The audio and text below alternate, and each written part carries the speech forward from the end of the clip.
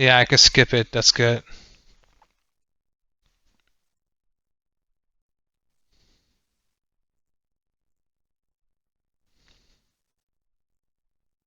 It's very good. I've already been through all of this before.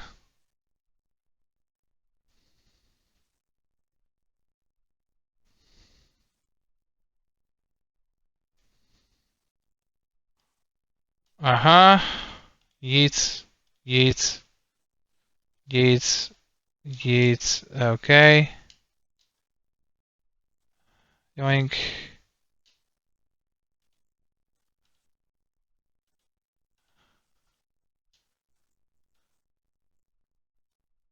Oops. Shit.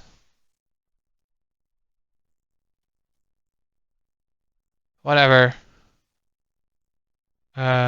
That one.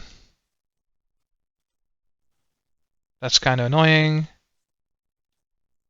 That one.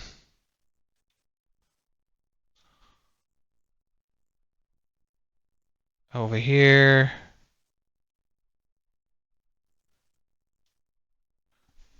Small red key.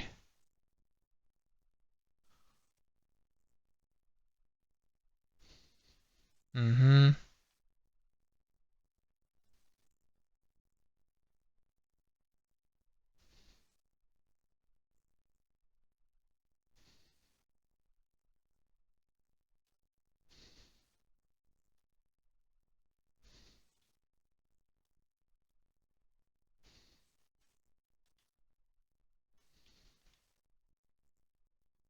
Mm-hmm.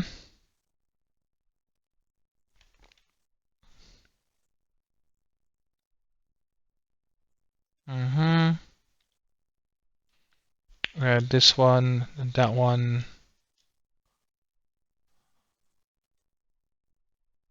Uh-huh.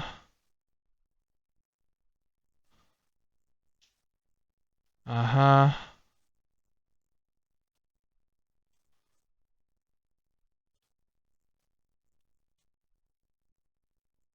Uh-huh. Uh, Blue combination is 0 to 6, 3.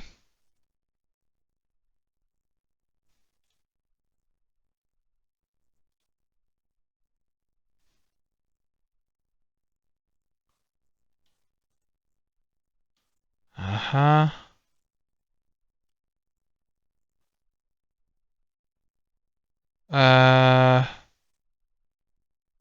Right. Closet.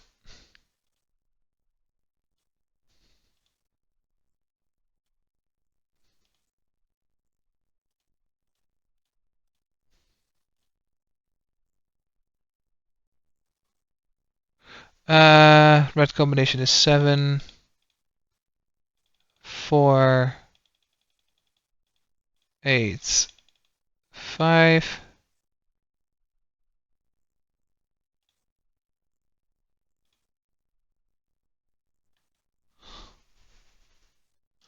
Uh-huh.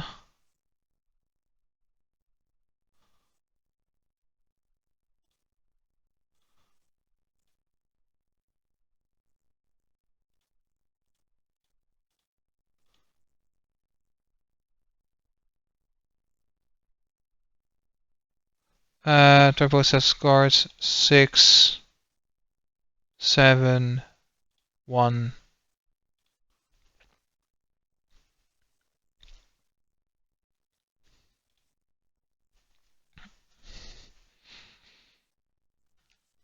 Uh-huh.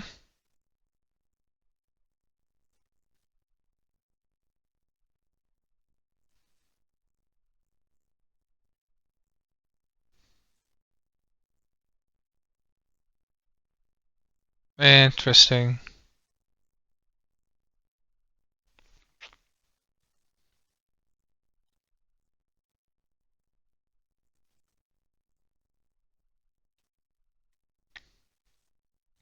Mm-hmm.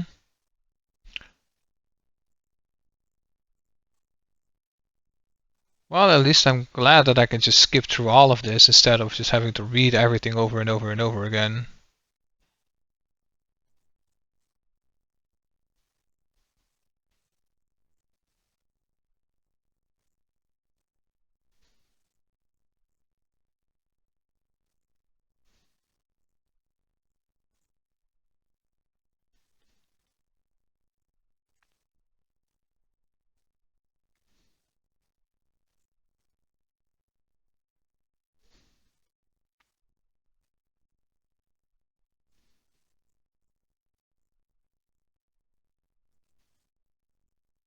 Where's the ninth?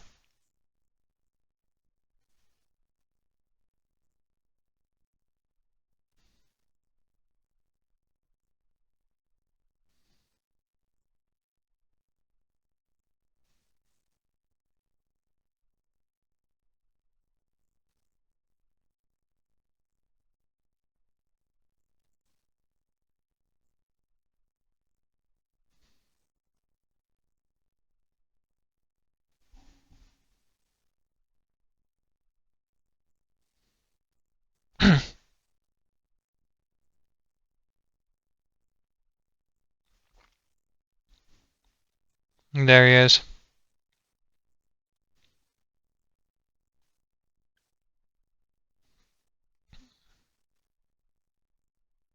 Mm-hmm.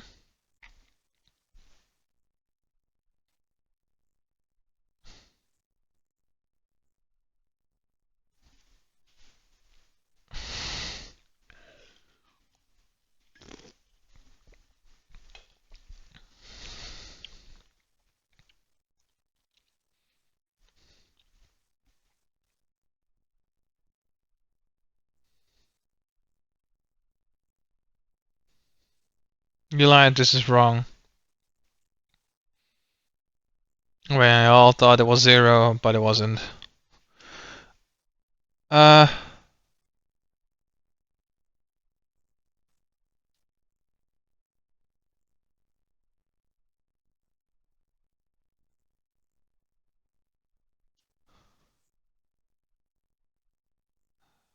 Santa in June.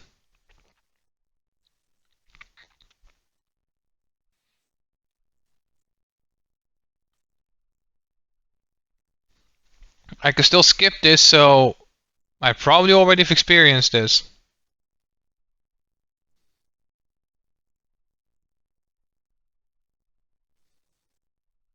So said that everyone who verified had to go through.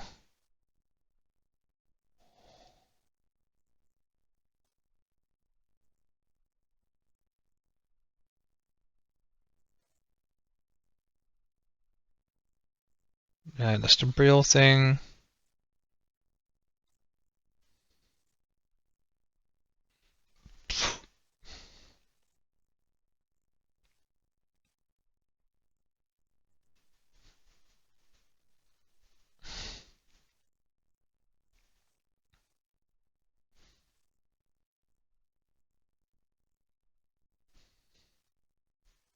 Uh-huh.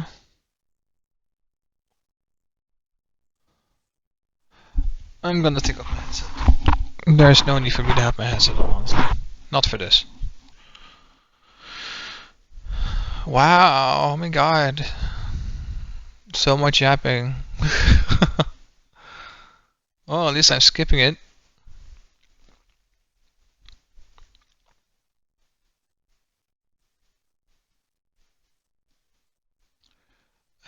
Four.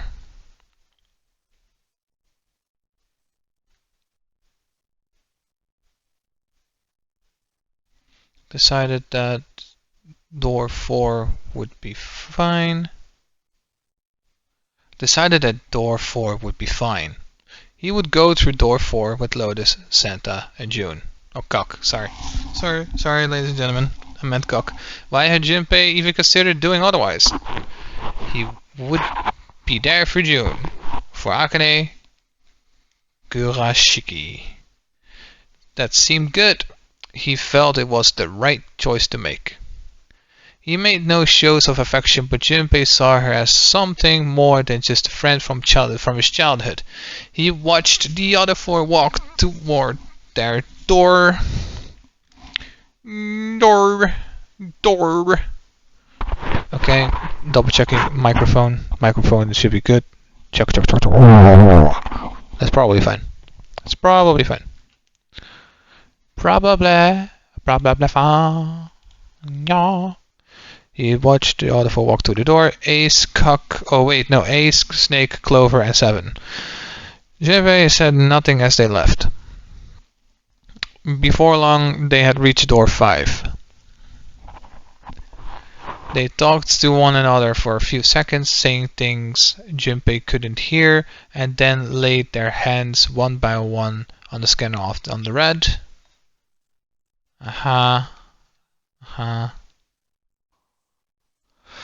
Ace grabbed the lever. His face tight with determination, he turned over his shoulder to look at Junpei and his companions. Fuck you, you backstabbing murderer. Be careful.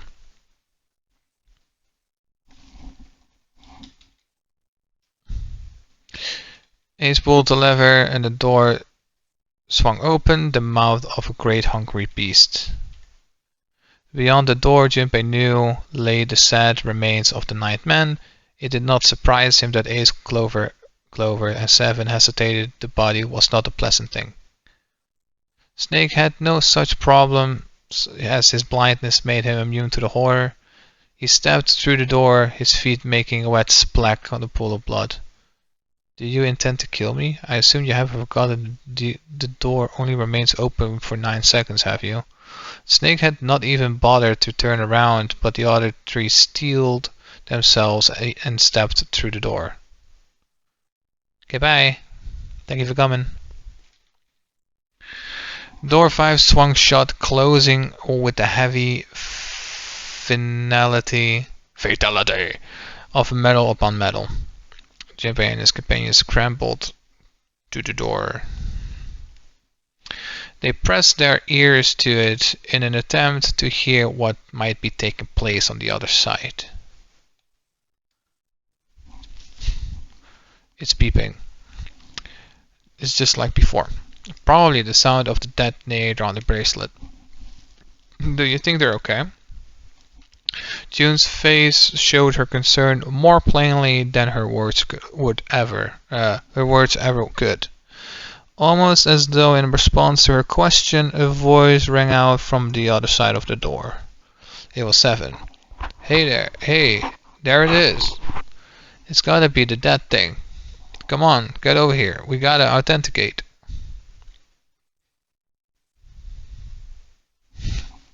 The beeping stopped. The sighs of relief were audible even through the heavy door. Phew, looks like it stopped. Junpei and his companions leaned away from the door and breathed a collective sigh of relief of their own. Hey guys, are you doing alright over there? They heard 7's voice, but it wouldn't hurt to be sure. Yup, we're fine.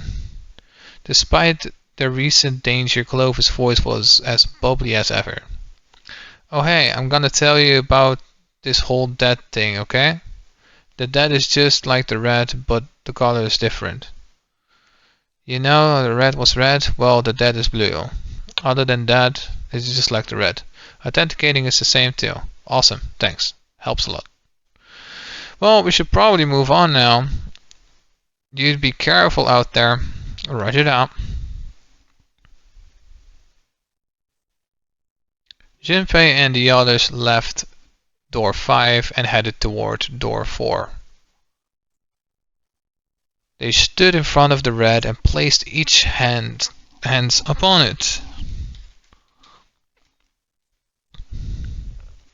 4 asterisks appeared on the screen. Junpei grabbed the lever and turned around. You guys ready? Yeah, sure. Let's go. None of them looked particularly optimistic, but their faces were set. Junpei nodded to them and turned back toward the red. Alright, let's go. With the strength and determination, he pulled the lever.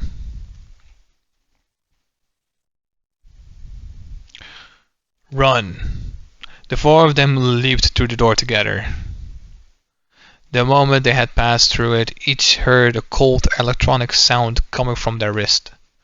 In the center of each bracelet a red skull appeared and began to flash. The detonator's countdown had begun.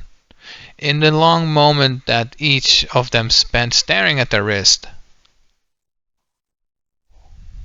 the numbered door behind them closed, the sound of the metal on metal reverberating down the hallway. Sure, bud.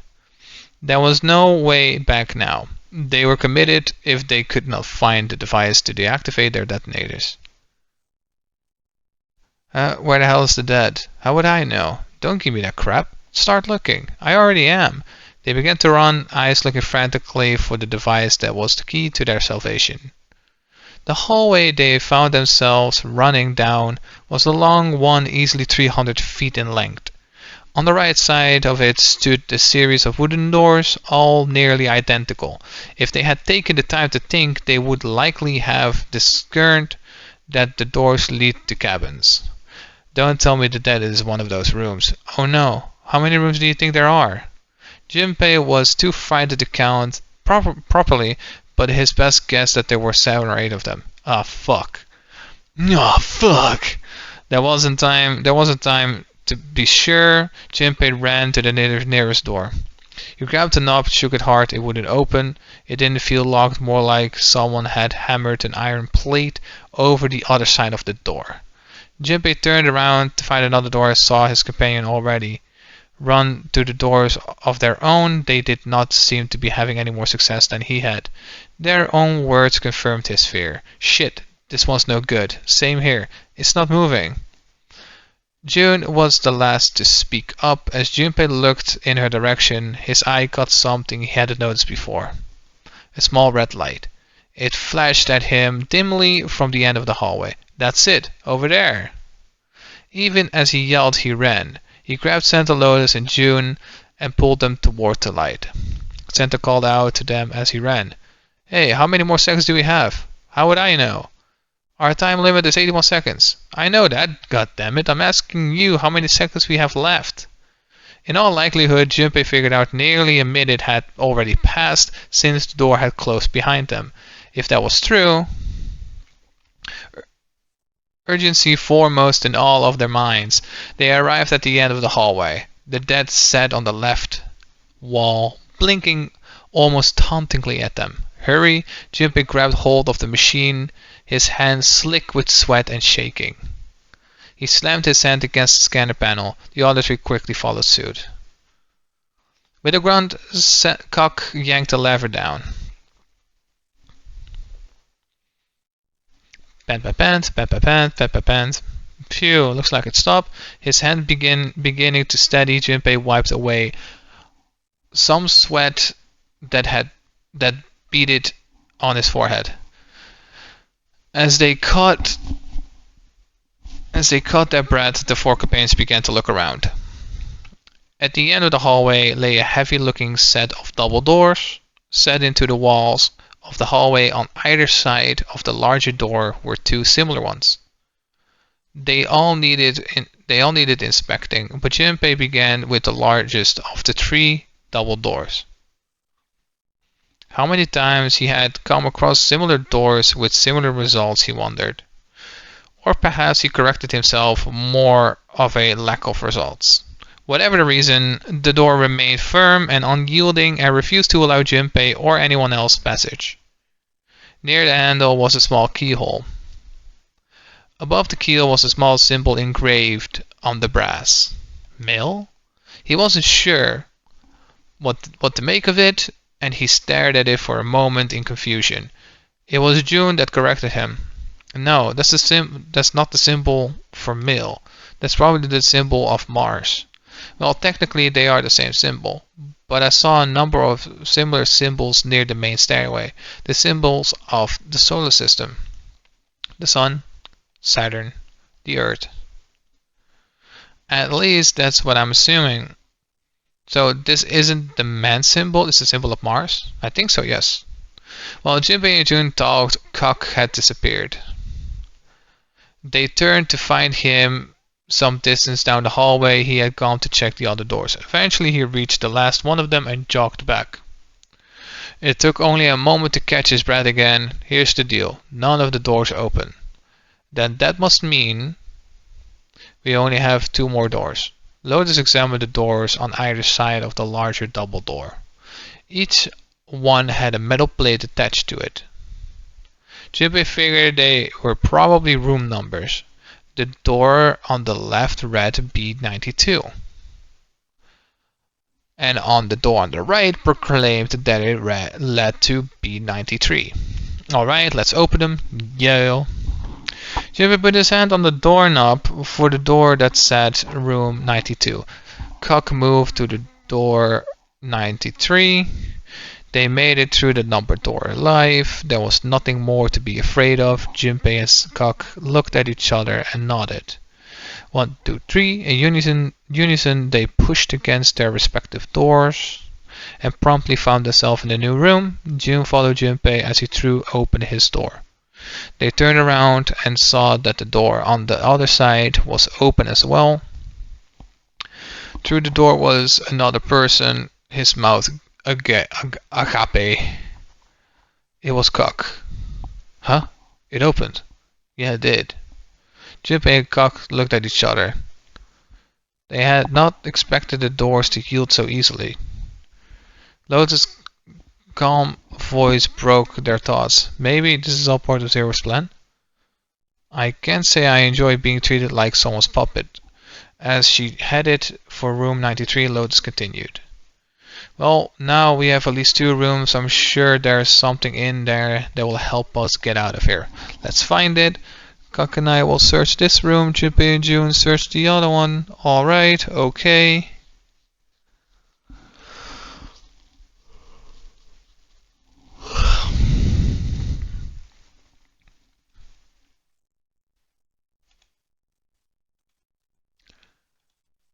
And that's a kind of weird looking picture. Do you think it's an abstract painting or something? It kind of looks like a demon with an elephant like nose sucking on a human being's brain. Where the hell did that come from? What's her brain made of? Can't say I might finding out a little bit more about what's going on in there. Preach. The face looks expensive. I wonder how much we could get for it. Are you gonna steal it? Hehehe. It's a box of matches. There are matches inside, obviously. Don't fucking obviously me. Junpei looked down blankly at what he was holding, then up at June. Oh yeah, how's your fever? You feeling better now? Yes, I'm feeling fine. June certainly looked fine. Junpei held his hand on her forehead for a few seconds. It seemed her fever really had gone down. Are you worried about me? There's a choice here. But the choice is not in the guide. Fuck. That is stupid. Fuck's sakes. Does this one matter? I don't get it. Why is it not a thing?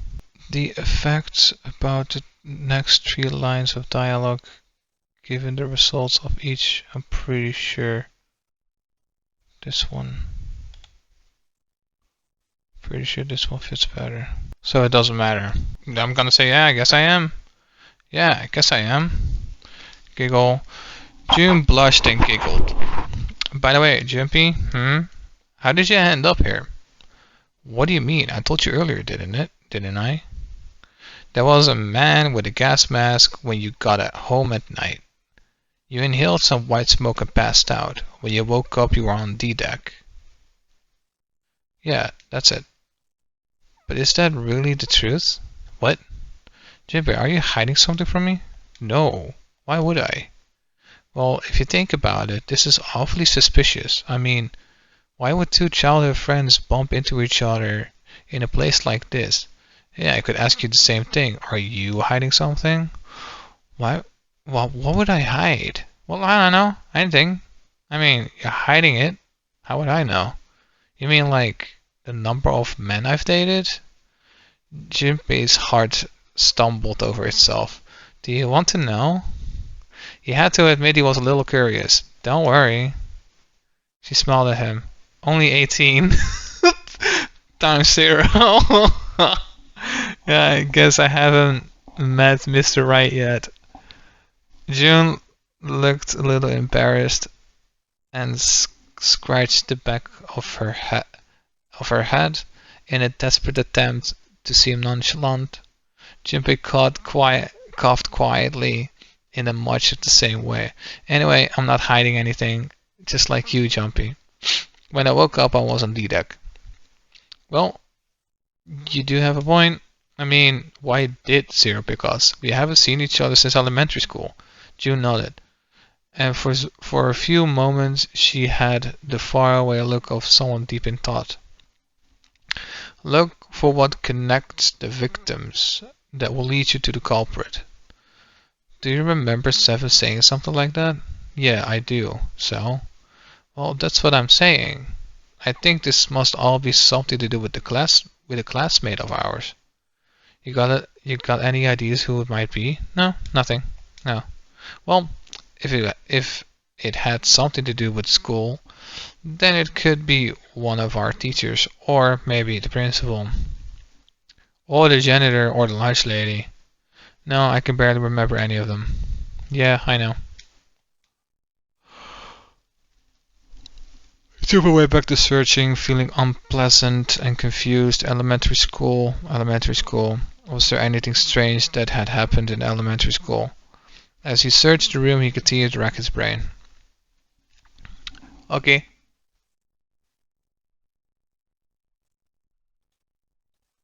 Display case, but there's nothing in being in the display set. Looks like the drawers are empty too. Ah, Jinpei, what are you doing? We don't have time to be relaxing on the sofa. We don't? It's a sofa. Maybe I shouldn't sit on it. Jill will get mad again. It's a round wooden table. There's nothing in the display case. The doors are empty too. It's a bottle with water in it. This is a bedroom. They probably have it here because your throat always feels dry when you wake up, you know? My throat's dry, but I think that's because I'm a little nervous right now. Well, we did run a lot. We're kind of sweaty. Hey, Chevy, did you want to take a shower together? Do you want to take a shower together? Whoa, just kidding. Too late to take it back. My brain's already working out the picture. My throat was dry already. This sure isn't helping. Painting. This isn't a painting. It's a map. It looks like the map of the ship's interior. Oh, this is a great find. I think it will be really useful. Let's take it with us. Now possible. The fuck? Junpei took one last look at the map, then folded it up and slid it back into his pocket. June looked up as he closed it. The ship's bigger than I thought. Yeah, it's probably about 900 feet long. Must be one of those fancy cruise ships. Of course, it doesn't really look like a cruise ship. Everything in here is really retro. Even it's some sort of style choice. There's just too much. Do you remember what Zero said? On April 14, 1912, the famous ocean liner Titanic crashed into an iceberg. After remaining afloat for 2 hours and 40 minutes, it sank beneath the waters of the North Atlantic. Do you think this boat and the Titanic have something to do with each other? That's a good point. I doubt he would have mentioned it if there wasn't a reason. Junpei took a moment to look around the room. Do you think this boat is a replica of the Titanic? A replica? Yeah. You know, like a copy of the actual boat. What on earth would make something like that? Who on earth would make something like that? Fans. Crazy Titanic fans. No way. Do you even know how much money that would take? No idea. But all they've got to do is break even, you know? Break even? Yeah. They could use it as a cruise ship. Climb aboard a piece of history, sail around the world in the resurrected Titanic. Hell, with marketing like that, they probably have more customers than they know what to do with. Do you really think people would want to ride a ship with such an ominous past? It's the site of the worst accident in history. Over 1.5K people died. I wouldn't be surprised if you get cursed just for going. A curse, huh? Jimpy, do you believe in that sort of thing? You know, curses and stuff?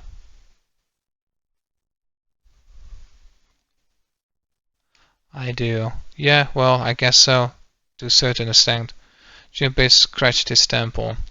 What about you? No, I guess that's kind of a dumb question. Yes, I do believe in curses. In fact, I think it was a curse that sunk the Titanic. What? A curse sank the Titanic. The curse of the Egyptian mummy. Junpei couldn't understand how June had maintained a straight face to say that. Supposedly the Titanic carried the mummy of the priestess Amon-Ra, which was stolen from a pyramid. And they say that the mummy had a history. Everyone involved with it died mysterious deaths. Come on, I'm sure you've heard of it before. Those who open the coffin will be forever cursed. Haven't you heard? Haven't you heard that one? So you're saying the Titanic sunk because of that curse? That's right. June's eyes had lit up with excitement, like a child with a new toy. That mummy, the priestess, supposedly she was special. What do you mean? Well, supposedly she was really pretty. Pretty? Yes. But she was a mummy. That's right. She wasn't all shriveled up or rotten or anything. She looked just like she was alive. Oh, I get it. It's that thing, I don't remember the name, where your body turns into some kind of wax. If a dead body is put in the right sort of environment, the fat in it turns into something kinda like candle wax, right? And yes, saponification. Sapo. But that's not what it was, huh? That's not it. She wasn't wax. Then what is it? They say that she was frozen. What? Frozen? That's right. The whole body was frozen solid. You know how a human body is more than 60% water? Well, all of that water was frozen. The story says that from the time of its discovery all the way through to when it got put on the Titanic, and even though it was carried through the desert, her body never melted. June and Junpei talked a little more and then went back to their investigation, but even as they did, their mind went back to what she told him. Ice that wouldn't melt even in the desert. Could such a thing really exist? Even if it did, it wouldn't really be ice anymore. The more he thought about it, the more his head hurt, like he'd eaten ice cream too fast. Jesus. There's nothing left in the frame. It's a light blue blanket with some designs on it. Someone made the bed, or at least never unmade it. There's only bed sheets under the blanket, nothing exciting. Look, there's two pillows right next to each other. Guess it's a double. Huh? What's up? You're turning red. Oh man, is your fever back? Hey, are you alright? Do you need to lay down for a minute? I'm fine. I think it's still a little early for that. Huh? Hey, seriously, are you really okay? There's two pillows next to each other.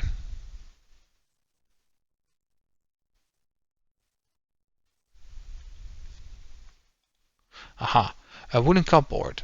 There's cups inside. Surprises no one. A bed frame? No, we don't have to worry about falling off. I toss and turn when I sleep. She's blushing again. What the hell is she thinking about? Aha. It's a light. Even if it's heavy, that's light.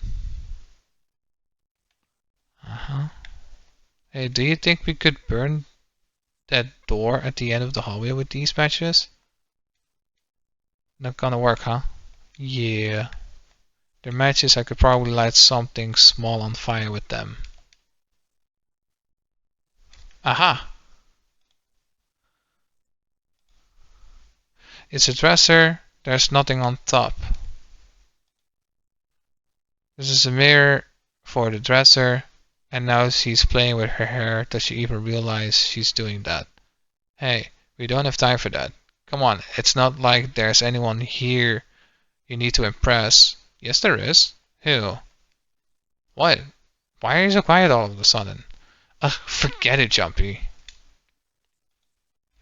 A dresser. There's nothing.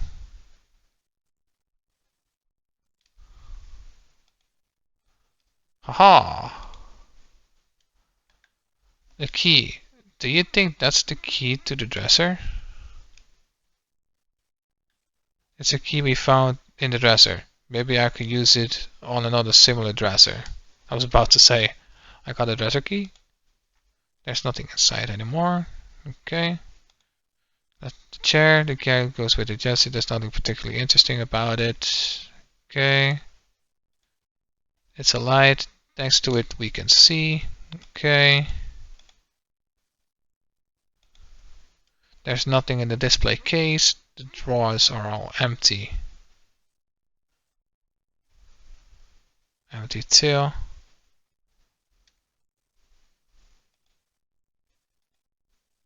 Haha!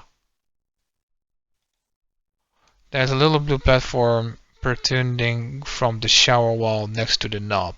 It's for putting soap on. I used a shower once, so I know. Once, huh? That's the shower knob. Let's see if anything happens when we turn it. No, no water's coming out. It's just a shower head, there's nothing special about it. That's the bedroom wall.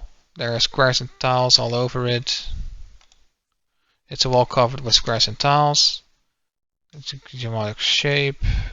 Jumpy, do you think there might be something on the shower curtain? Well, maybe. You want to try closing it?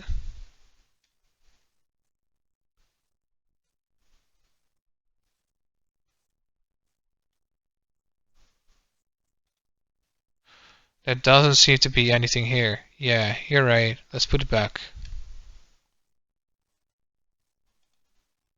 Shower curtains, huh? Let's try closing it. It's a shower head. It feels dry. That probably means no one has used it for a long time. Now I can see the full expanse of the shower curtain and all its waterproof glory. There's nothing suspicious. It's just a normal old shower curtain. A narrow shower. And I'm standing in it with June. This is awkward. Time to open up the curtain. Now let's check the toilet. There's nothing there. The tank's empty too. There isn't even water in it. A collection of full and partially depleted rolls of toilet paper. Someone was well prepared. There's nothing too suspicious about it. Interesting. Oh yeah. Why don't we go back to the living room? Okay, let's go back.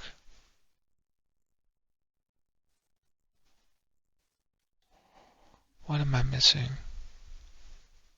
I went in there. I did that. I did that. Did I interact with that? A wooden cupboard. There's nothing useful in there.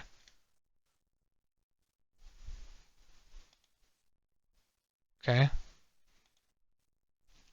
Jimpy, where are you going? I was thinking going over to Lotus' room. Why? What do you mean with why? I'm just gonna go check up on them. Is there something wrong with that? Well, no.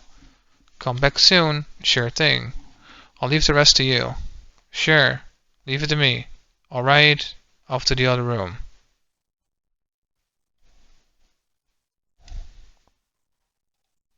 Looks like a valuable vase. Empty though.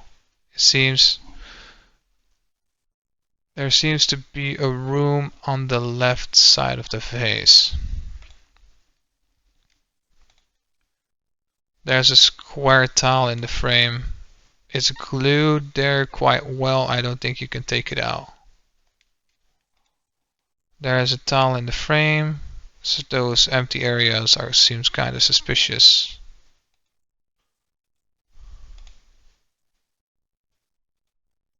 This is the bathroom wall.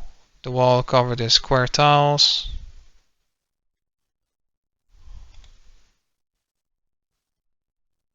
No shower curtain. Is there anything in the toilet? Guess not. The tank's empty too.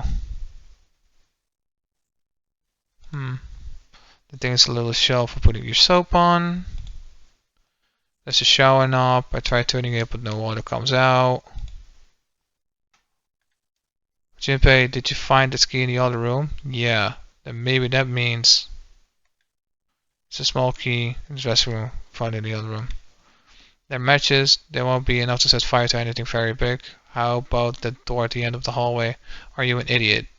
Well, maybe there's a way. We might be able to use Junpei's clothes to build a bigger fire. No. Whoa, look, Junpei.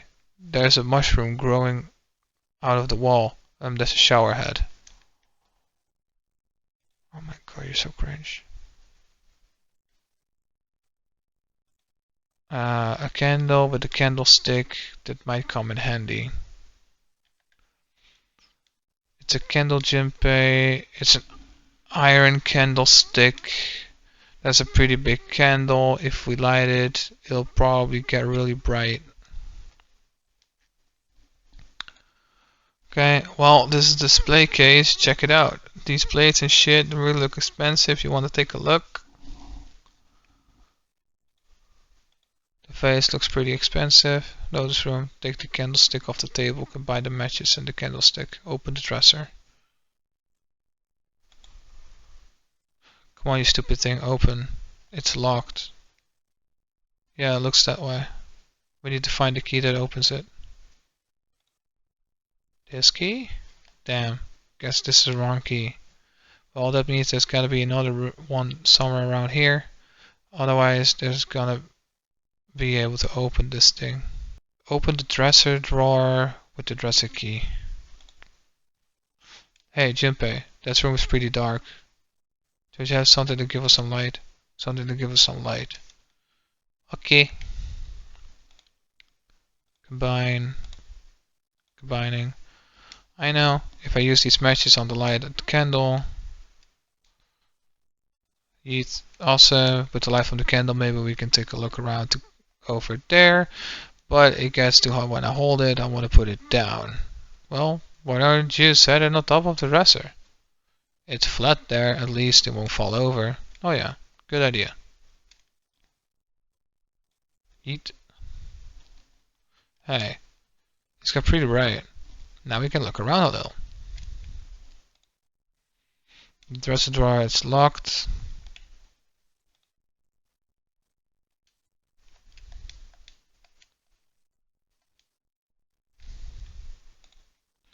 Let's see if this, yes, it worked. This is a strange design. It's chromatic, whatever. It doesn't look like there's any puzzle in it. Okay. Tile with a black and white pattern on it. Okay. Take the plate. Receive the curtain from the bed.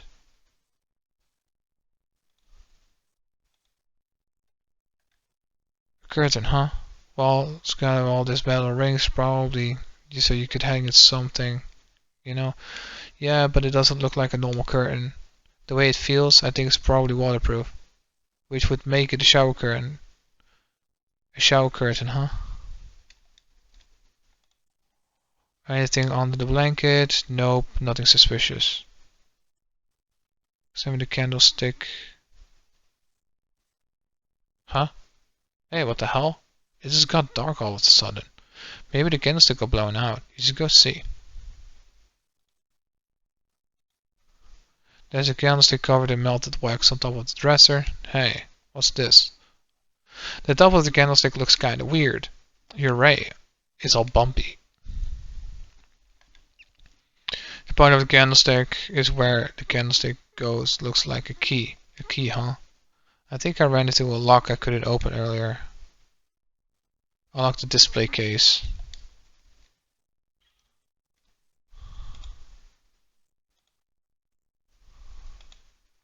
Let's see if the candlestick key will do anything.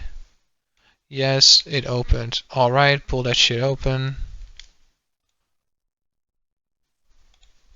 Take that. Hey, don't you think the pattern on the towel looks something like whatever? Yeah, I think I saw it somewhere. Take the plate. Take the bookmark.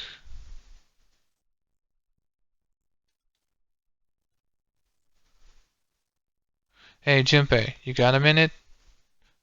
Cock had shown up out of nowhere and gave Junpei no small start. Here, take this. Cock pulled something out of his pocket.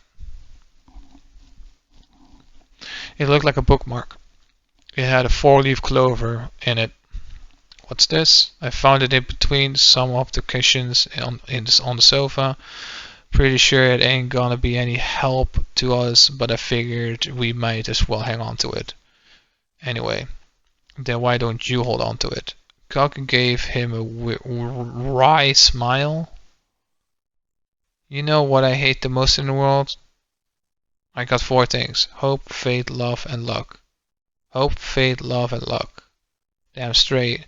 And you hate these things? Yeah. You got a problem with that? Not really. Junpei tried to figure out how to best phrase what he wanted to say. What does a bookmark have to do with any of that? Cock scratched the back of his ear and looked awkward.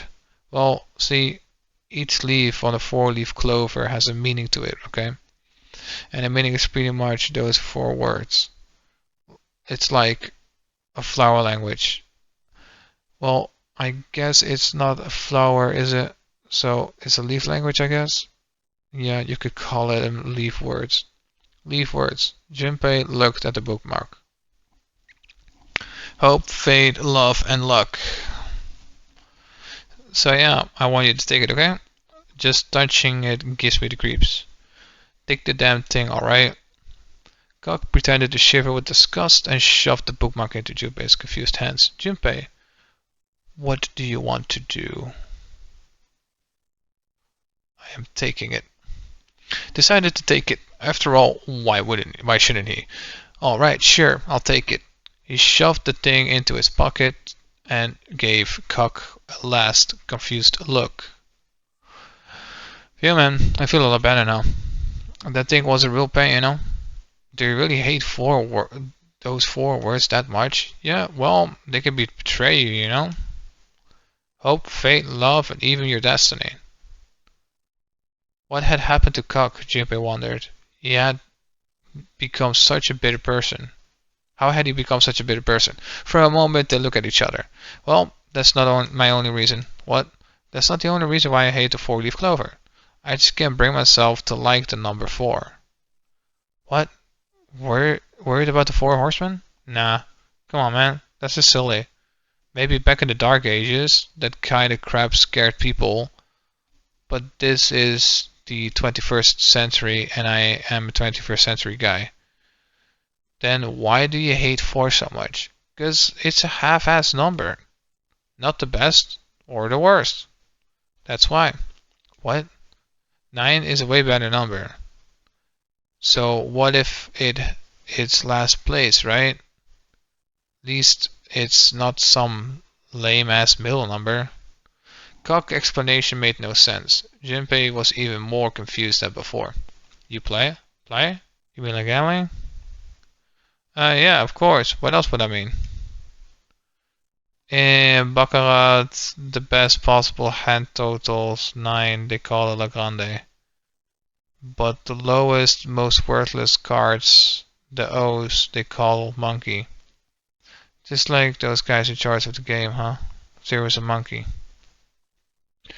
Cock blinked, utterly stunned, then he began to laugh. Ha ha ha, oh man, you're totally right. The guy who trapped us here sure is hell of a monkey. That was when Lotus spoke up. You know, if you think about it, the non-airy game is really a lot like Baccarat. Apparently, she'd been listening. Of course, it doesn't use any of the stupid digital root junk.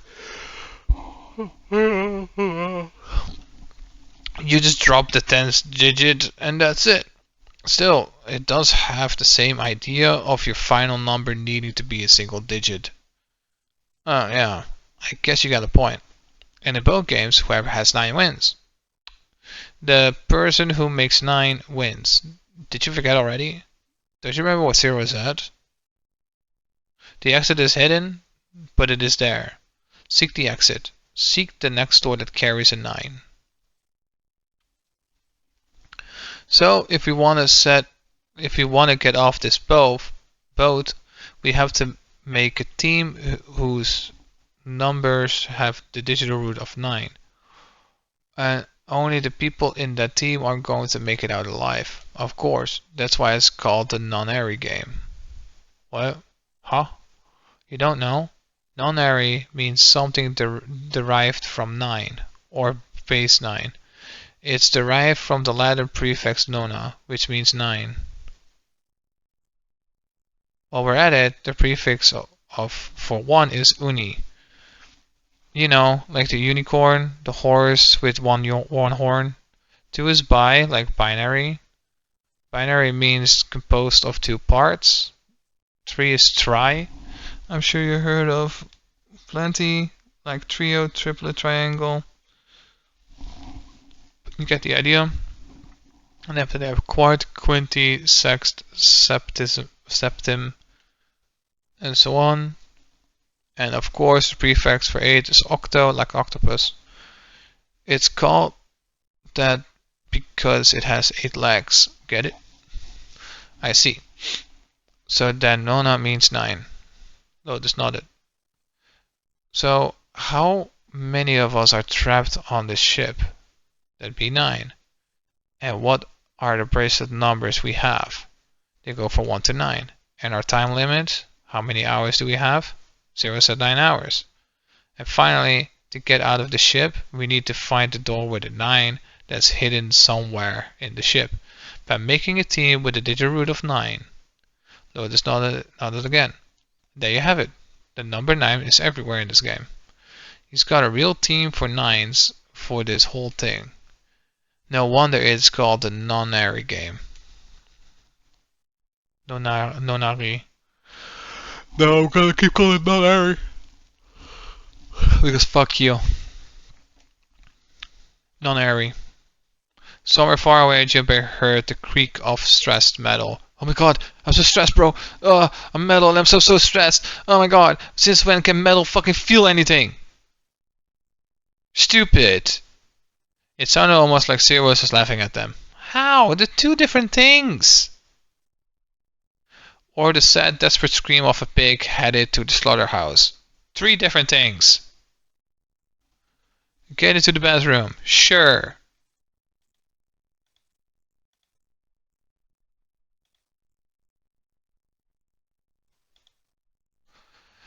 There's a curtain rod running along the ceiling. Let's put the shower curtain on those hooks. Let's try spreading the curtain. Wow, that's pretty obvious, people. Somebody really is dedicated. Well, with a hole this big, you gotta wonder if maybe they wanted to be caught. So you're saying maybe the one getting spied on was into that shit? Maybe they were into, like, those home invasion fantasies. Home invasion? Interesting. I see. You two are real idiots, you know that? Put up the curtains, pull back the curtains, examine the hole. 5th from the top, 3rd from the right.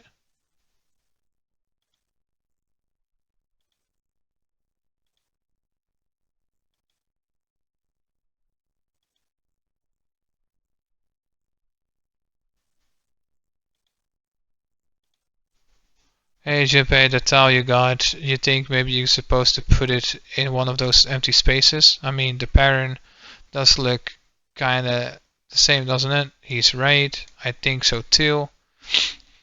But if that's the case, you're going to need to collect all 3 tiles, right?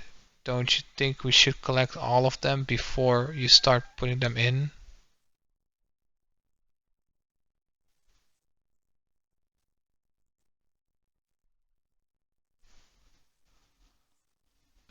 Pull back the curtains, examine the hole. What's up? You're going back already? Well, I can't just leave June there all by herself. What, you think you're a knight or her protector or something? You're creeping me out. Kill yourself. Whatever, man. I'm going.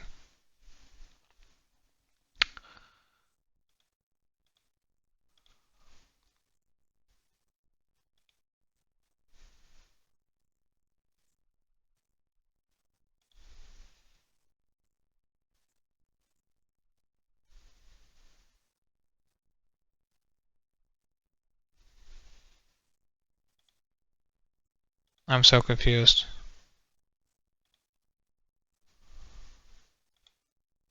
The exit. Lotus and Centaur are in the room on the other side. I'm gonna go check up on them. Pull back the curtain. Put up the curtain, pull back the curtain, examine the hole. 5th from the top and 3rd from the right. What do you mean?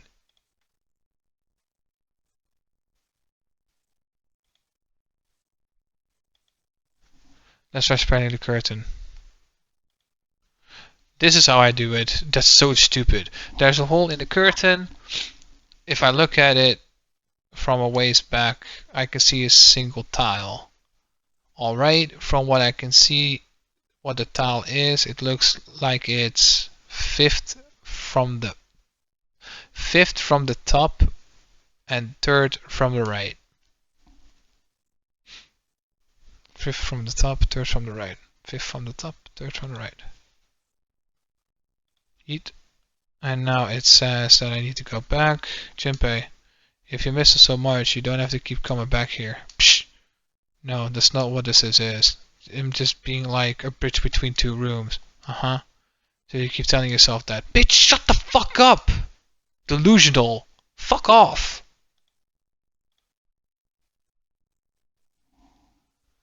Fifth from the top. 1, 2, 3, 4, 5. Third from the right. 1, 2, 3. In the bedroom Lotus room, I saw a particular towel when I looked through the hole in the shower curtain. Maybe if I look in the same place here. Alright, now where was it? 5th from the hole, 3rd from the right.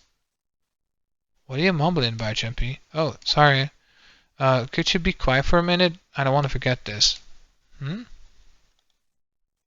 Okay, so the tile is 5th from the floor, 3rd from the right is there. 5th from the top, 3rd from the right. 1, 2, 3, 4, 5.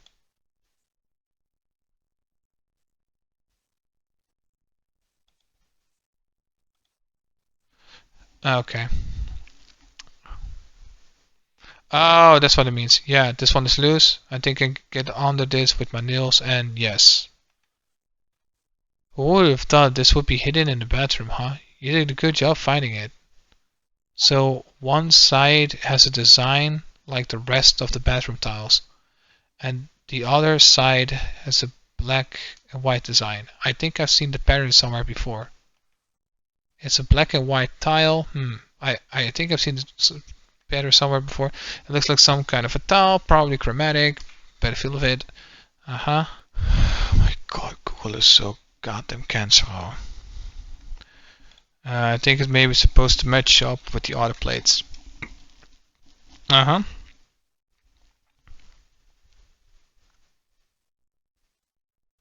Return to Lotus room.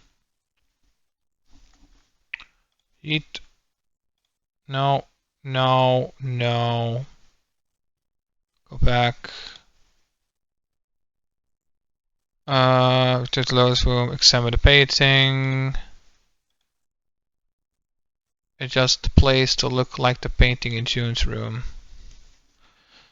So I guess I'm supposed to put the tiles here. Alright, I'm gonna give it a shot.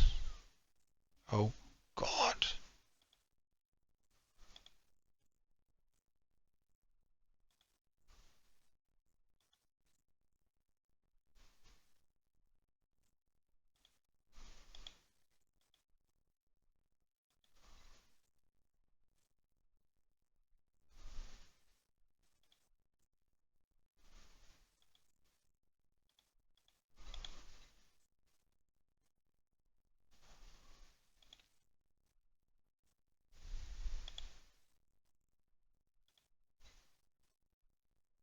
Mm,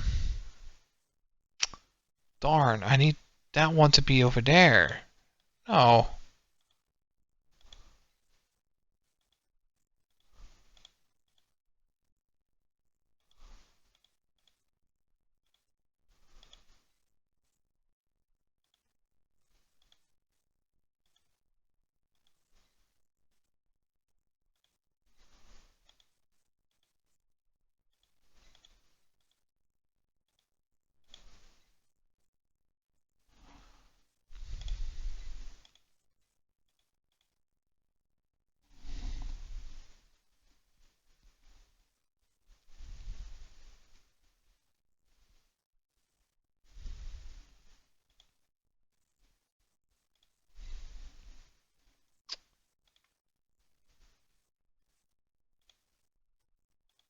I'm gonna reset it. Damn, it's wrong. Damn, why are you screaming? Shut the fuck up, cock.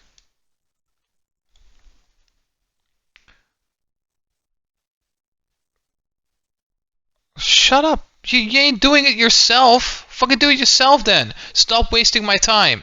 Stop wasting my fucking time. Bitch.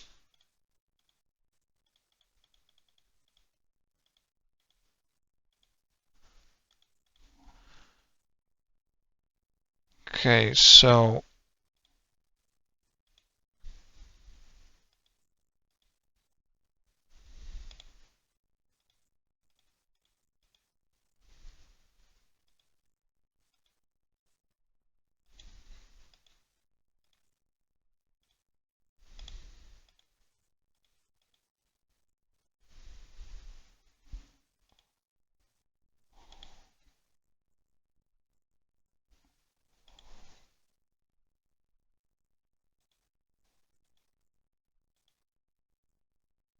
Hmm. The other one is right.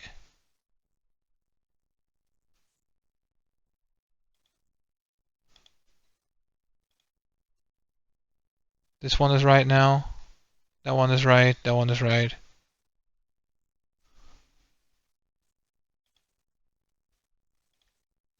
Wrong again? What? It looked right though. Kinda. Maybe.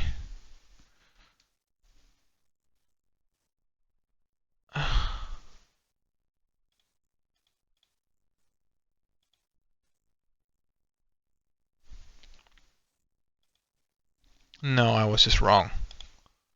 Probably.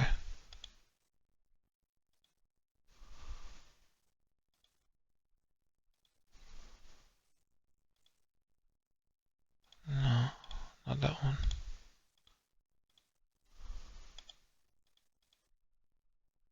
Ah. Aha.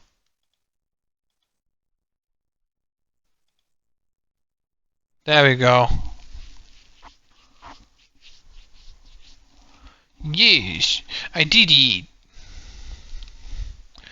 The picture's complete, and there's frame. Okay. Pretty obvious. Okay, I don't care about this anymore. I'm moving this on. Aha.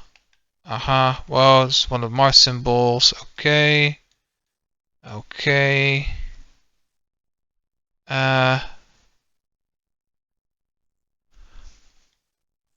Leave. What's it do with the picture anyway?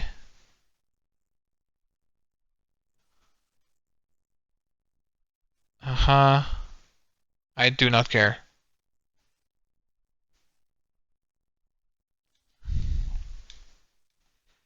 Uh-huh.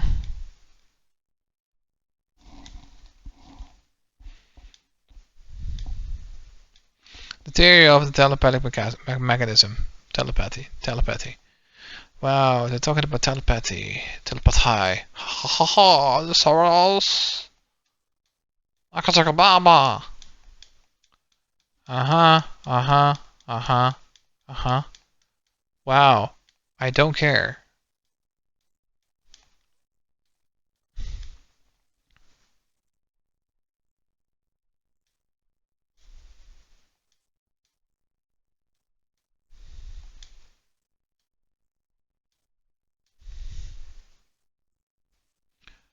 A dog.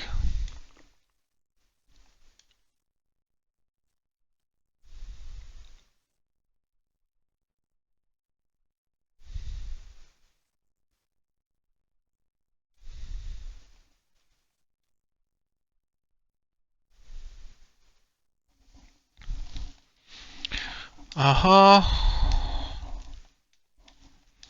Don't care.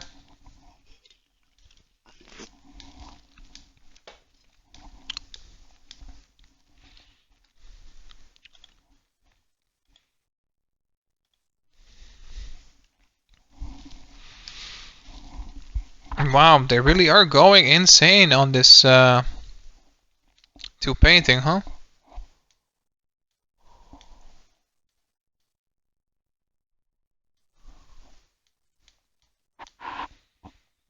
And they're still yapping about these two fucking paintings.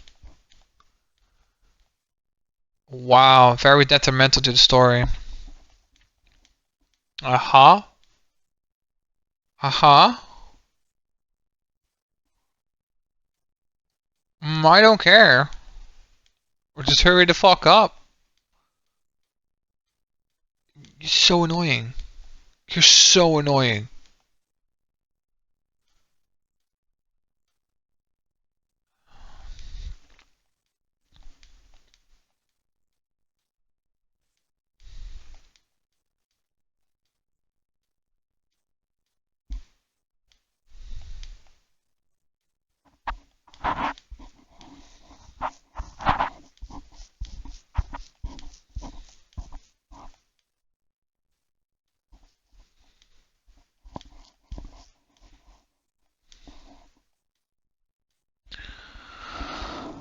Oh my god. All of this was so unnecessary. They're still yapping about the fucking paintings! God damn!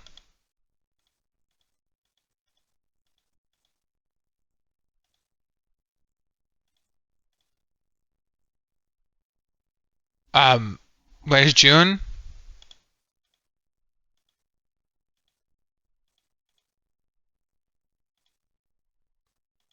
Oh, there you are.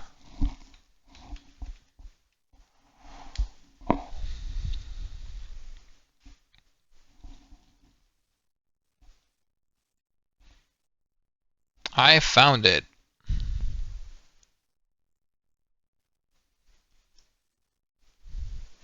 They stepped through the door to find themselves in a wide hallway. Oh no, air. Jinpei, June, Lotus and Cock stopped for a moment and looked at their surroundings. A short distance away, metal grate. The same metal fucking grate and the same elevators.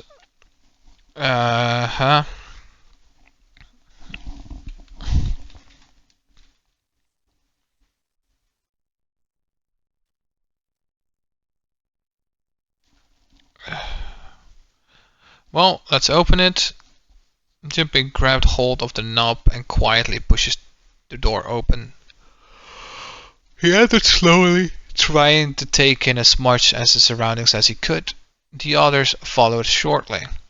Oh, so it's a kitchen. Said the cock didn't look pleased. What were you expecting? Isn't it obvious? The exit. I was hoping this would be a way out. You're dumb. Yeah, I know, still. As they talked, Lotus headed deeper into the room. Until the last, she stood in front of the door. if we can just get through this door, we should come out on the other side of that grate we saw earlier. But don't we need a key for that? Sorry, I guess it wasn't very constructive. Neither Junpei nor Lotus looked terribly happy.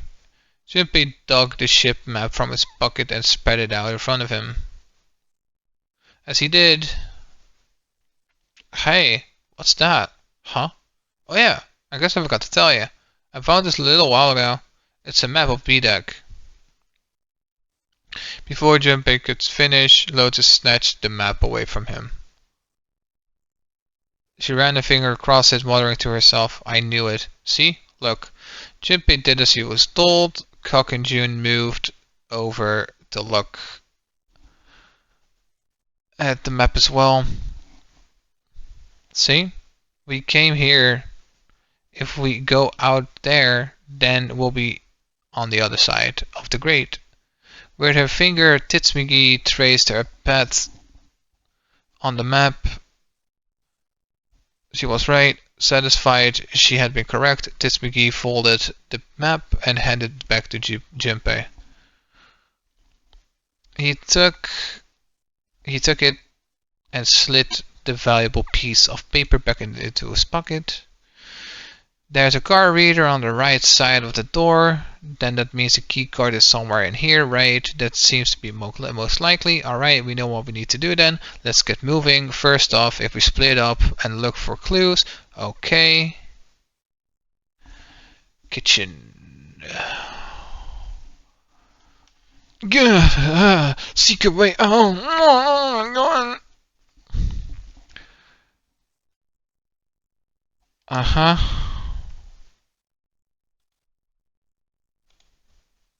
A sink. It's still got water in it. There's a couple of plates in there, but I don't think they're gonna be help much. It's a sink. Put water in it. There's a couple of plates in the water. A whetstone? What are you planning to do with that?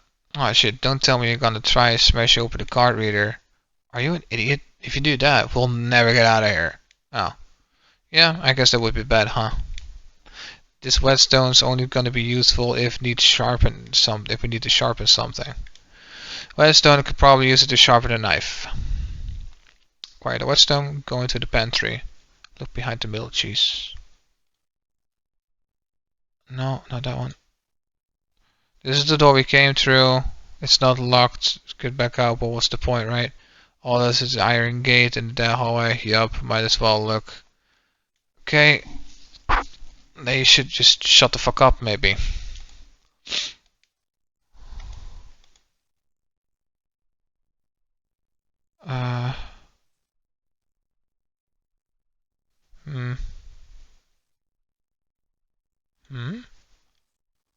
Haha!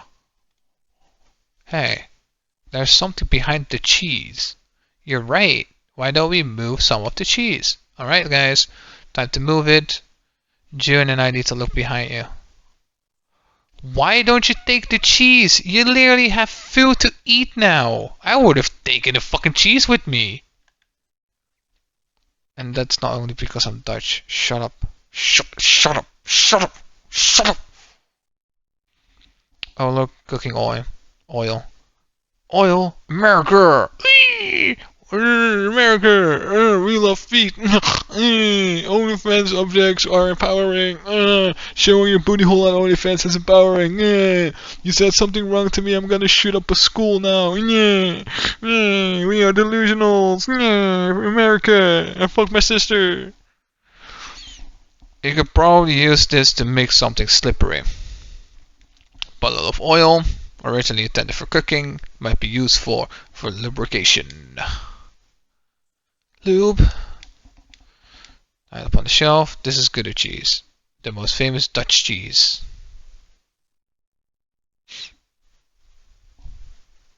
If you don't cut open the casing, it usually won't go bad.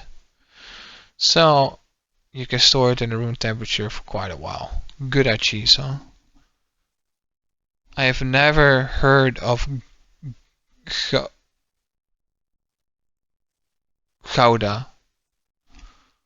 Gouda. Hold on. Gouda. Because you see, I'm Dutch. And last time I checked, it's not Gouda. It is called. It is called Goudse. Goudse. Goudse. Goudse. Not Gouda. Gouda. Gouda. Or whatever the fuck. Fucking stupid. Fucking famous. I mean, you're fucking wrong. So we can eat this, most likely. I'm not hungry at all. I guess it's hard to get hungry in a situation like this. Fuck no. Serious? There's so much stuff in here, a whole lot of cans. This is probably a pantry. Sure. Check the tin box on the shelves for a rusty knife.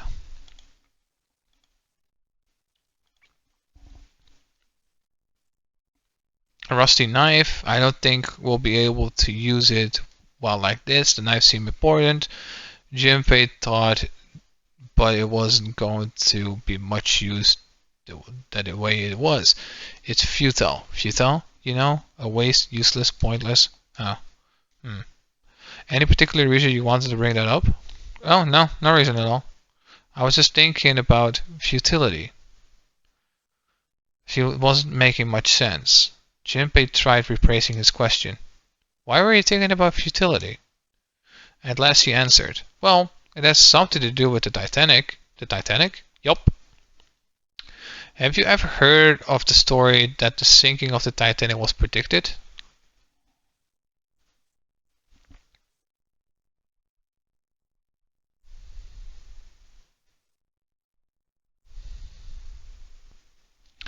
No, I haven't. No, I haven't. What is it? In 1992, 14 years before the Titanic sank, a novel was published. It was called Futility. It was written by an American novelist named Morgan Robinson. The story was about a big cruise ship colliding with an iceberg and sinking. Of course, it was the only similarity. There wouldn't be any reason to mention it. It wasn't though. The name of the ship, its nationality, course of departure time, size, displacement, maximum speed, number of passengers, crew, and the number of lifeboats. Even the location of the accident itself, and the cause and the location of the damage. Everything matches the Titanic almost exactly. It was almost as if he'd seen the whole thing happen. But this book was written 14 years before the Titanic sank. But that's not all. It wasn't just futility that predicted the sinking of the Titanic. There were two other similar stories written by a man named William Thomas Stead. Both of them before the accident, one in 1886 and one in 1892. Stead wrote two stories that had striking similarities to the Titanic disaster. In one, two ships collided and many passengers died because there weren't enough lifeboats. In the other, a ship collided with an iceberg and sank. I don't know. I mean, I'll give you that. It seems a little weird, but I'm pretty sure it wasn't too uncommon for ships to hit icebergs back in the day, or even other ships. Right. I knew you'd say that. But what if Stead had some sort of special powers? To be more specific, what if he has the ability to do automatic writing? What, automatic writing? Wait, are you talking about that thing where someone says they are possessed by a spirit and then they write a bunch of stuff without knowing what they're writing? Yes. What do you mean with yes? That was a load of bull. But Jinpei, you said you believed in curses. Come on, that's totally different. Okay, so let's say hypothetically that automatic writing isn't a total load. These guys still couldn't have predicted the sinking of the Titanic. When this Stead dude wrote his thing, nobody had died on the Titanic yet. So if the automatic writing is about being possessed by spirits of dead people, who in the hell possessed him so he could write that stuff? That's not it. What's not it? Stayot wasn't possessed by a spirit. He was doing the possessioning. What are you smoking? William Thomas Stayot was a passenger on the Titanic. He just wrote down what he saw with his own eyes, 20 years before it happened. He decided it was probably best to say nothing. What June was saying was insane and utterly absurd. If he had tried to take what she was saying seriously, he'd gone mad. Junpei smiled uncomfortably. Well, why don't we talk about this some other time, okay? Huh? But her voice trailed off and she glanced at the floor troubled. Tap tap. Junpei tapped June gently on the shoulder and awkwardly reached around her to pick up the knife from the box.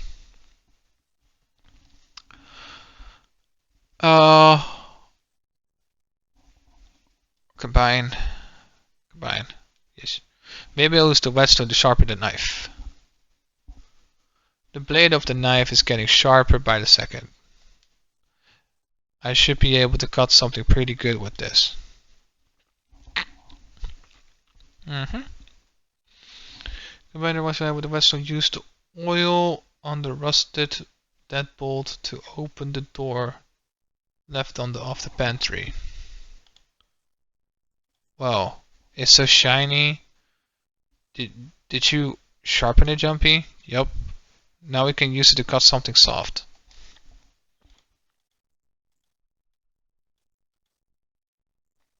Oh, right. There's milk in here. Milk in an iron barrel.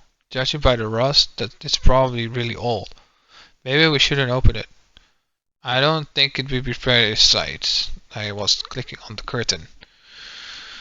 But sure. And this is the door on the left of the pantry. Which is... It's a note. It's got a bunch of stuff written on it, but it doesn't look like any code or anything like that. Okay. Well, this spot looks like it's made out of silver. I bet drinking tea from the spot would be really yummy. Spending a day off with you and drinking tea. Could such a day ever happen to me, Jumpy? Oh, nothing. We don't really need hot water, so we should be moving now. On the left side. It's a big bolt, and it's really rusty. Will this even open? We won't know until we try it. Let's give it a shot. Alright, let's see if we're gonna come out. Damn, no dice. Yeet. The bolt is rusted in place. It won't budge. Of course, maybe I've put some oil on it. Hey! Just a little bit of oil and come on, you little son of a bitch. Whoa, ha, yes. Got you, you little bastard. You did, Jumpy. You're so smart. Oh, I have a guide.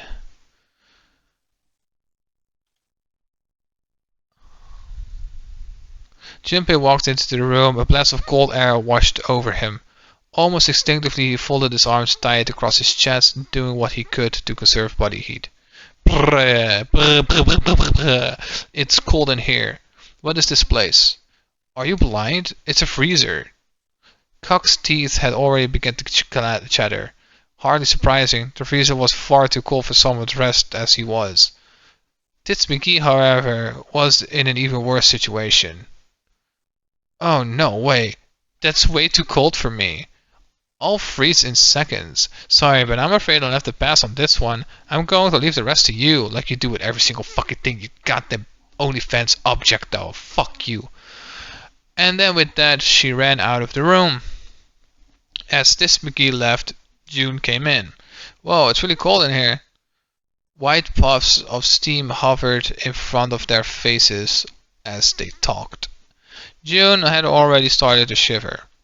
Hey, you don't need to be in here. You had a fever just a little while ago. Just a little bit ago. You should stay outside, we got this. No, I'm fine. My fever is gone now. But Junpei had scarcely opened his mouth when the thunderous sound of metal upon metal rang out from behind them. In unison, they spun around to find that the door they had recently come through was closed. Junpei rushed to the door. Desperately he grabbed onto the doorknob. Ow. It was cold beyond cold. Merely touching it was painful. The doorknob had frozen solid. They quickly deduced that the pipe next to the door had ruptured. Water released by the rupture had hit the door and frozen instantly. Cock shoved Junpei aside and pounded against the door. Hey, Tits McGee, you're out there, right? Open the door. She wasted no time in responding. What do you want? What's going on? The door won't open. Try opening it. Open it from your side, please. Oh, fine. If you say so. Hold on. Soon they could hear Lotus on the other side of the door. Then the grunting ceased and they could hear a light panting, as if from exertion. It's no use. It won't budge. You've got more people in there. You figure it out. God damn it. Cock was shaking like a newborn deer. June was hugging herself and was shivering violently. Even Junpei, with the heaviest clothes of any of them, was clearly feeling the cold. With every breath they took, they could feel the cold working its way deeper and deeper into their bodies. Anyway, let's find a way out. If we don't get moving, we're gonna permanently resident. Two heads are better than none. I'm sure we'll figure something out. Yeah, you're right. Let's just take a good look around this room, okay? Right. They pushed in close to one another and began to search. Just in case, I'm gonna go save.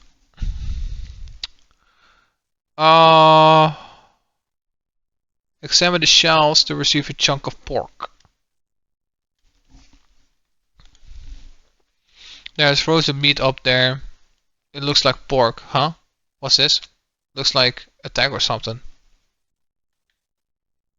Junpei, there's a slip of paper in that meat. I think there's something written on here, but I can't read it. Can you try to pull it out? It will probably rip.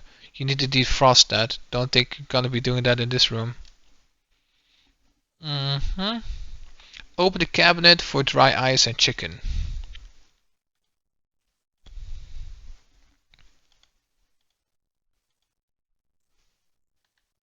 It's really hard. It's frozen stiff. Hey June, can you say that again? Eh? Say it again. It's really hard. Again. It's really hard. Thanks. Something wrong, Junpei? Your face is bright red. Nothing, I'm fine. If it's that hard, you can probably use it as a hammer. Yeah, good point. Maybe we can use it to break something. Junpei, it's really hard. It's like a hammer. Maybe we could use it to crush something. Junpei, your chunk of meat. It's rock solid. Maybe we can use it. It's really hard. It's like a hammer. Nom nom. Don't eat it. It's chicken.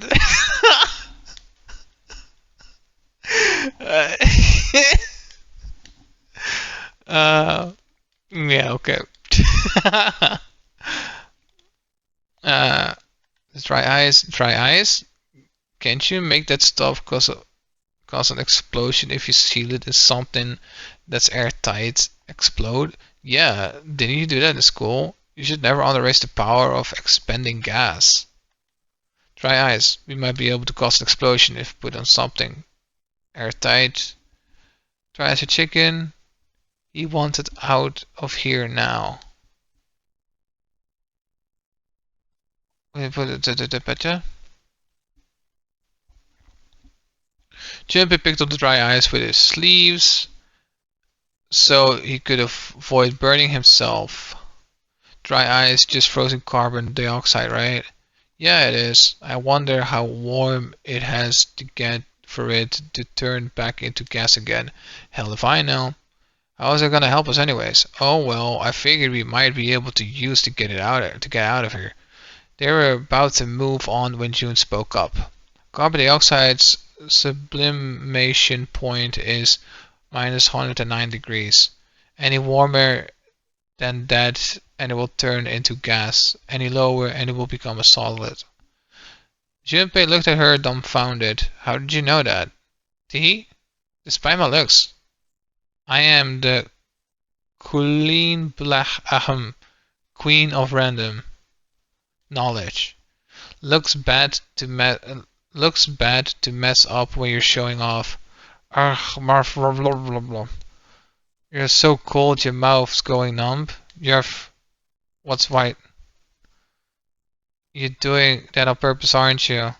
June giggled and her best to hide her guilt. At least she was still feeling good enough to joke around, Junpei told himself. Come on guys, don't you think that's kinda weird? I wonder why it doesn't turn into a liquid first. Cock was now shivering at an outstanding rate, but his curiosity seemed unaffected. Junpei, however, was not in the mood to discuss science.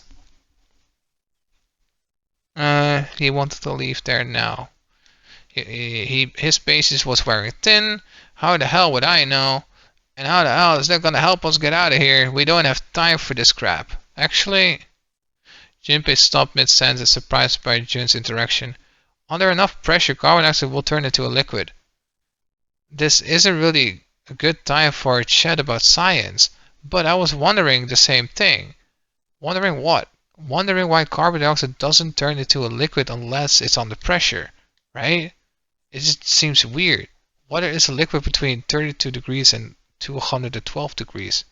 So why isn't that the case for carbon dioxide? H2O and CO2 are pretty similar. No, they're not. They're totally different substances. Look, guys, if we keep this up, we're just gonna freeze to death. You good with that? You want to die talking about sublimation and gases? Because I sure as hell don't. He fixed both of them with a glare. Now let's get back to work, assuming you don't want to end up like a pair of ice sculptures. Junpei turned around and the problem dealt with. Or so he thought. There's a kind of ice that doesn't turn into liquid when it goes above 32 degrees. I heard about it. Its melting point is 96 degrees. Its melting point is 96 degrees? You mean there's water that freezes at 96 degrees? Yeah. Well, you could also look at it as ice that won't melt until it's 96 degrees. Water that freezes at 96 degrees. Ice that won't melt until it's 96 degrees. That's interesting. Now, that was difficult to ignore. Junpei had to ask, so what's this ice with melting point of 96 degrees called? I heard it was called Ice 9. Ice 9? Originally, Ice 9 was made up by substance invented by a science fiction author. But recently, scientists have discovered that such a substance actually exists. Wait, hold up. So is this thing called Ice 9? Or is it water? Like I said, if the ice is over 96 degrees, it will be liquid. If it's under that, it will be solidified. So it will solidify. So you could think of it as a polymorph of H2O. Here, think of it as diamonds and graphite. They're both made of carbon, right? But depending on the structure of the crystallization, the hardness and the structure are completely different. So you're saying normal water and this Ice 9 are like that? Yup. She wasn't finished. Oh god. Have you heard the story about crystallization and whatever, 450 years after discover whatever, people cooled it, warmed it, and did all sorts of things to it. But whatever they did, it never crystallized. However, one day in 1920, some whatever that was en route to England by ship was discovered to have crystallized during the trip. Naturally, scientists worldwide wanted to research this new crystallized form of whatever and began asking for samples of the seed. A seed is, of course, a sample of the original crystallized substance. With a seed crystal, further crystallization of whatever would be a simple matter. However, something very strange happened. Not only did it, whatever, encouraged by seed crystals begin to crystallize, nearby samples did as well. It didn't end there. After that day, all whatever in the world began to crystallize naturally when cooled to less than 64 degrees. Before that day, no matter how whatever was cooled, it refused to crystallize. But once the crystallization had begun, it was almost like, how do I put it? It was almost like a whatever in the world was communicating. Communicating in some way that we can't sense. Jinpei was honestly impressed. Was honestly impressed. It was in fact a pretty interesting story. Whoa, that's pretty interesting. As you fucking freeze to death. But what does it have to do with Ice 9? To his surprise, it was Cook and not June who answered. What she's saying is that it's a lot like Ice 9. What happened? I mean, a lot like. That would be bad. If water everywhere started freezing at 69 degrees, man, it would be the end of the world. Jinpei felt the Cock might not be treating the idea of the end of the world with proper concern.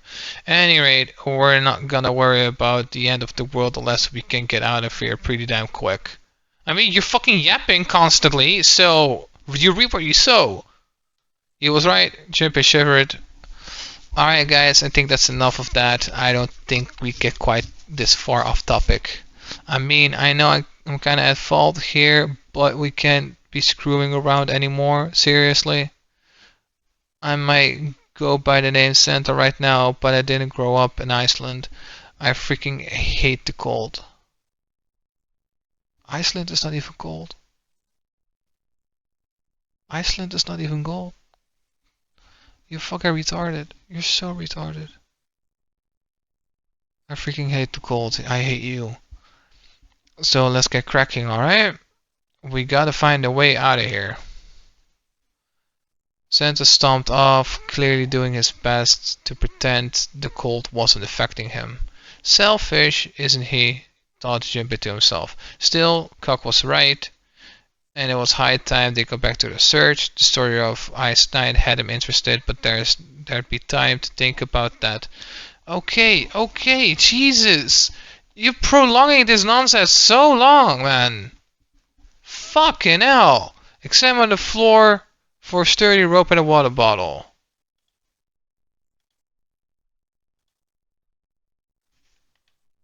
It's a rope. Well, we could use it to attach something. Sure. A water bottle. Yes, it is. Okay. Combine the dry ice and the chicken.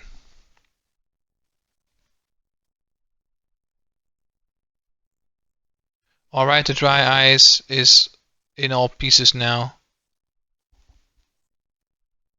Combine the crushed dry ice with the water bottle.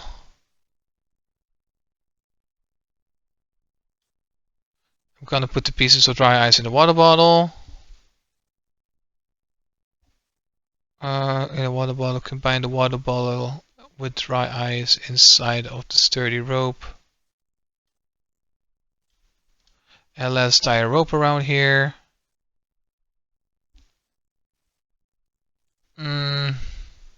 Select the door handle.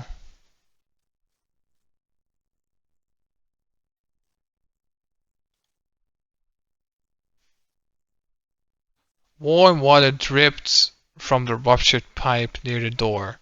Jinpei pulled the water bottle and filled with dried ice, let a good amount of water fall in, and then quickly sealed it up tight. The makeshift bomb complete, he tied it to the doorknob as quickly as he could, managed in the cold. Alright, that's set. So what do we do now? We just need to give it a little tap. The ball is already about to pop. We just need to throw a rock or something at that and it will go off. A small rock. Jinpei looked down at the floor. Straight across with a piece of dry ice. left over from the chunk he crushed earlier. Alright, that ought to do the trick. He pulled off his sleeve down over his hand to keep it getting burnt and grabbed a chunk of dry ice. It was pretty good size, about as big as a pool ball. He figured it would be just about right size. Alright guys, stand back. Actually, we should probably hide somewhere. Both Cock and June looked at him with new concern. Where exactly do you expect us to hide, genius? There isn't really anywhere big enough. Yeah, there is. Look, right here. We can hide in here. Junpei pulled open the door to the small cellar. Come on, get inside quick. Santa and June nodded and jumped down the hole. Junpei quickly followed. In his hand he could feel the chill of the frozen carbon dioxide even through his sleeve. He tightened his grip, took aim, and prepared to throw. Alright, here goes. 3, 4, 5. You're counting the wrong way. Oops. That's really a sad excuse for a joke, man. Sorry, dude. Alright, now for real. You guys ready? Yes. Wherever you're ready. Just throw the damn thing. Alright, here I go. 3, 2, 1. As hard as he could. With that same motion, he ducked down into the cellar. Resumed. There. Junpei leaped out of the cellar and ran to the door. Junpei, the ice on the door, it's gone. Yeah, it's gone. The blast must have shattered it. Alright, let's open it. Junpei grabbed the door and pushed it all his might. The door gave way easily and all three of them tumbled out of the freezer at once. Hooray! We're out! Jun, relieved, collapsed onto the floor. Move! Santa shoved past Junpei and ran straight to the grill, which he immediately grabbed. Ow! God damn it! Hot, hot, hot, hot, hot, hot, hot, hot, fuck! He proceeded to kick the grill in a futile but amusing fit of rage. But where was Lotus? Where was Tits McGee? It took Junpei only a moment to find her. She was sitting on the counter, idly scratching her chest. Yawn, welcome back. I was starting to get tired of waiting for all you fucking... Talentless object, though. What a great yawn. Tits McGee lowered herself. Junpei clenched his teeth and walked toward her. What were you doing? What do you mean, what was I doing? I was waiting. We were gonna die. Oh yeah? But you didn't, so everything worked out alright, didn't it? What the hell? Just kidding. I made it look like it, but I was really worried. Don't give me that crap. Tell me the truth. I mean, if you die, that would be sad too. Kill yourself. I did all I could, I even looked around to see if there was anything I could pry my door open, but I couldn't find anything. So, all I could do was wait. I mean, what else did you want me to do? Call the cops? It was true, there wasn't much she could have done, but something about her tone. Junpei gritted his teeth. Fine. But there's one thing I have to ask you. What's that? You didn't close the door, did you? What? You think I closed the door on you? Yes! Why would I do something like that? Because you're fucking Tits McGee, yeah? And you can't sell your booty hole on OnlyFans anymore, so you lose your shit. Why would I do something like that? It closed on its own. I told you before, if you die, then I die too. She was right, Junpei knew it. Without them, she'd be in very serious trouble. It's kinda true. It seemed that an accident was the only explanation for the door's closure. If Lotus really wanted to kill them all, she would have had to do with bar the door. For fuck's sake, so I'm done. I wanna move this on. But yeah, I've been talking for a while now.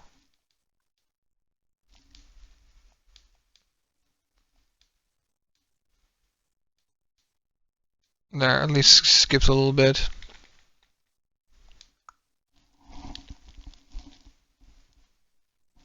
Okay. Select the door handle. Examine the stove. It's a tank with a pipe coming out of it. Nothing really special about it. I thought that was the stove. Stove. All we got here is a pot and a frying pan. Oh, and a pressure cooker. Well, I guess it's some sort of weapon. What kind of idiot are you? You're gonna run around holding that thing while you're looking for the dead? Hey man, it was a joke. Why so serious? Iron oven. It looks pretty heavy duty. It's probably industrial quality. I bet you could cook anything with this. Anyway, let's have a look inside. Damn, I knew it. It's locked.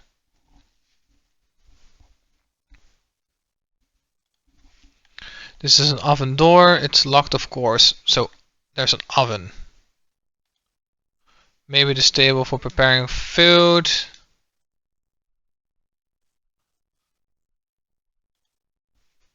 It looks like serving table on managed food. But something doesn't seem right here. Why are there so many plates? Don't know. Countertop. Sure, buddy.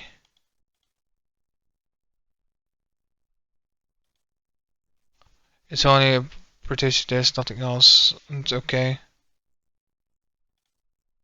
A frying pan. Cut the pork with the knife.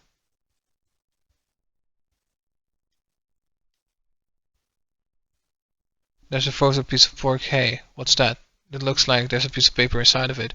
If you try to pull it out, it might tear. Maybe you can melt it. Something warm? Something warm. Oh yeah.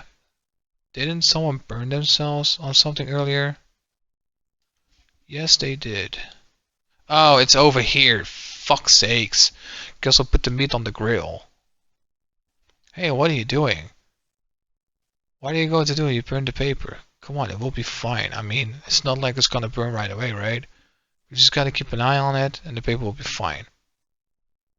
Well, they can argue all they want.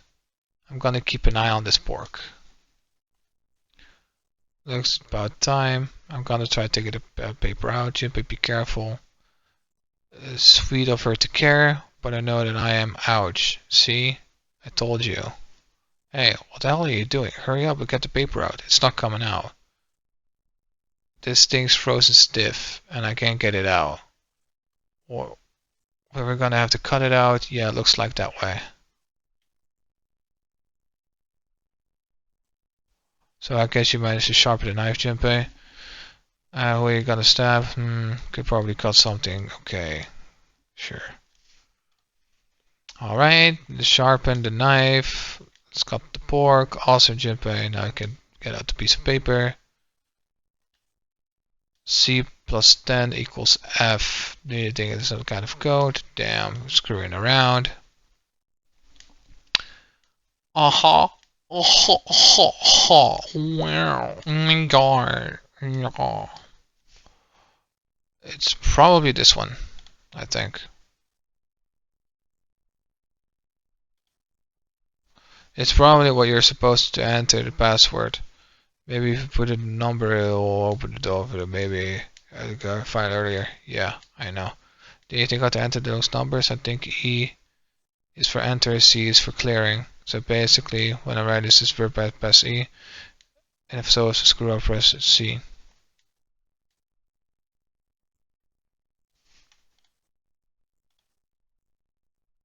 Shit, it didn't work.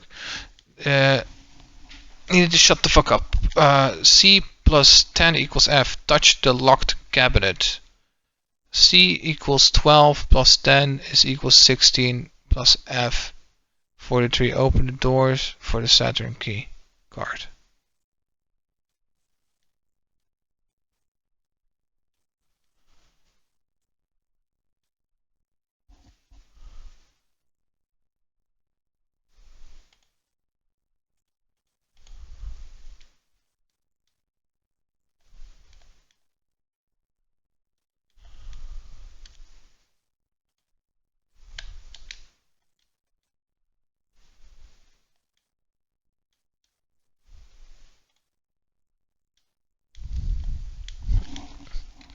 I do not care. You're going to fucking give me dialogue on the fucking plates?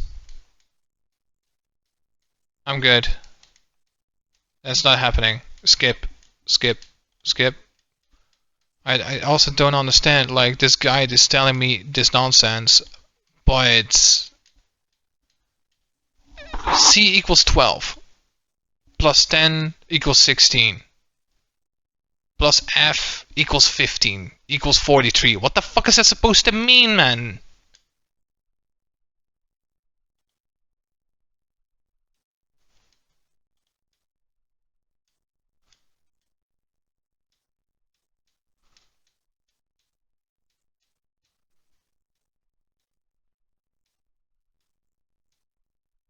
Uh-huh. Uh-huh.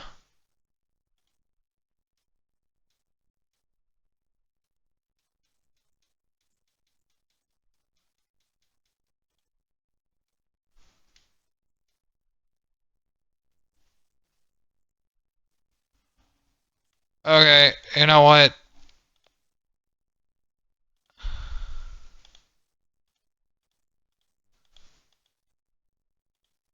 You're going to say this every single fucking time?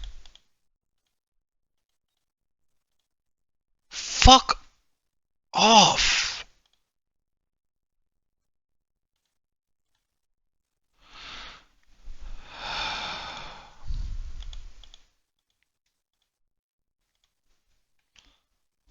Looks like the lowercase h, but the line next to it's throwing me off. Symbol for Saturn, remembered, elevator. Yeah, we got the Saturn card now from the kitchen. Let's go. Woohoo. Awesome. My anger boils.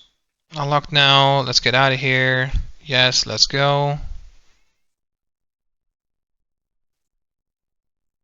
I have found it.